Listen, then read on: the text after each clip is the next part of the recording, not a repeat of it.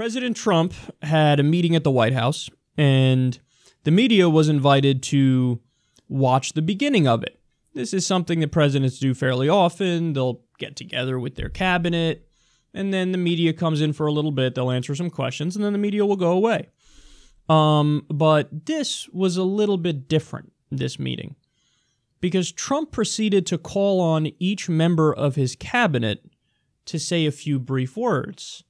And inevitably, in those few brief words, they would heap praise on him. So it certainly appears like Donald Trump told his cabinet before they let the media in, here's what we're going to do. I'm going to call on each one of you. You're going to tell me how tremendous I am and what an amazing job we're doing for America. We're making America great again. Believe me, let me just tell you. And then the fake news media will see how everything's going so well. All right, you guys ready? Everybody ready? So if you don't believe me, I have a little sample of it here for you. Take a look. But I'm going to start with our vice president. Where's our vice president? Our vice president. There he is. And I'll maybe start with Mike, and we'll just go around and just, you name your position, and then we'll ask these folks to go back and have a good day, and we're going to discuss our various reports. Mike?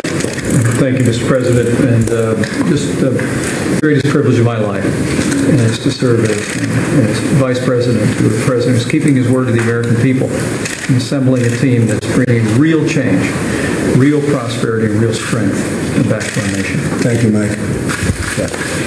Mr. President, it's great to be here and celebrate this group fighting the rising crime that we're seeing. That's true. And it's great to serve you in that regard. You set the exact right message, and it's being responded. The response is fabulous around the country. Great success, including MS-13. They're being thrown out in record numbers and rapidly. You're right, Jeff. Thank you very much.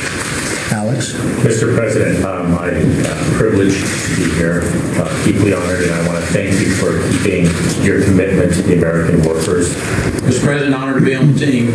My hat's off to you for taking that stand and for sending a clear message around the world that America is going to continue to lead in the area of energy. Thank you, Rick. Thank you. Thank you, Mr. President. It's a new day at the United Nations. You know, we now have a very strong voice. People know what the United States is for. They know what we're against, and they see us leading across the board. And so I think the international community knows we're back. Mr. President, what an incredible honor it is to lead the Department of Health and Human Services at this pivotal time under your leadership. I can't thank you enough for the privilege that you've given me and the leadership that you've shown. I want to thank you for getting this country moving again and also working again. Who does that, man? Who does that? He really is a man baby. A serious person doesn't do that. Okay, what we're going to do is we're going to go around the room and you guys are going to tell me how tremendous a job I'm doing and how we're making America great again. Is everybody okay with that? Okay.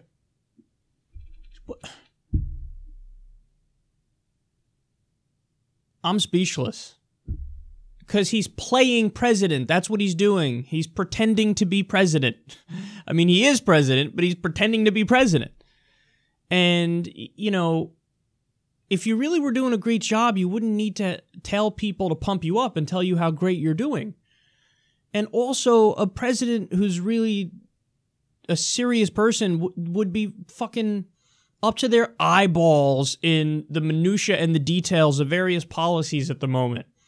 And they'd be making really tough decisions. They wouldn't have time for these dumbass fucking photo ops and shit. I mean, this is North Korea-style propaganda. You're all gonna tell me I'm great, right? Go ahead, please. Everybody tell me I'm great. This is just Banana Republic garbage is what it is. And what's crazy to me is I don't know how people who are still defending Trump, which isn't many people, I mean, his approval rating, depending on what poll you look at, it's about 35%. Like, you don't see through that? What, you think that was totally organic and natural? Yeah, I'm just going to call on everybody and have them make brief statements, and inevitably, in virtually all their statements, they're going to tell me how great I am and how tremendous I'm doing and how it's an honor to serve me and a privilege, and... Man... Trump is one of those guys where, like, all of the almost stereotypes about him if you could call them stereotypes about a specific person. But like all the things his biggest detractors say, they just get proven true over time.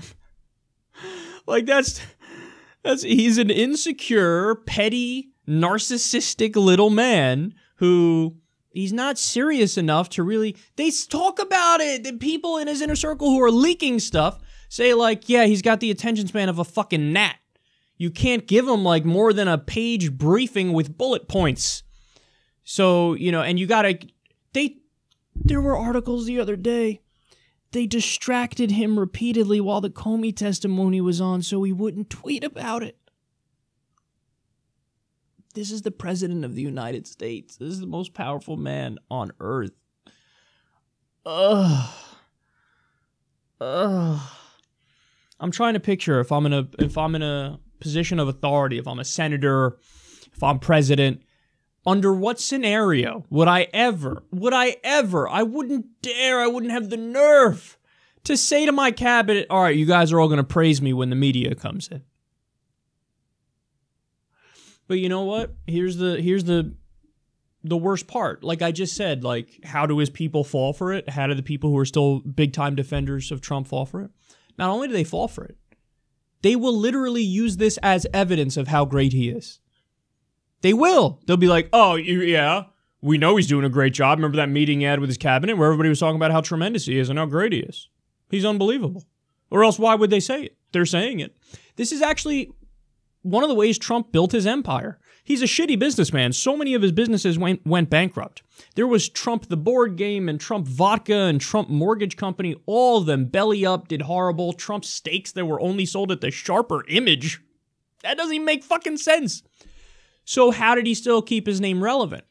Because he's built a career off of his bragging and his bombast and his arrogance. When you go around and say, I'm the best there ever was, I'm tremendous, and you need to understand that we are the most successful business, one of the best businesses, we have the most tremendous assets, it's unbelievable how many assets we have.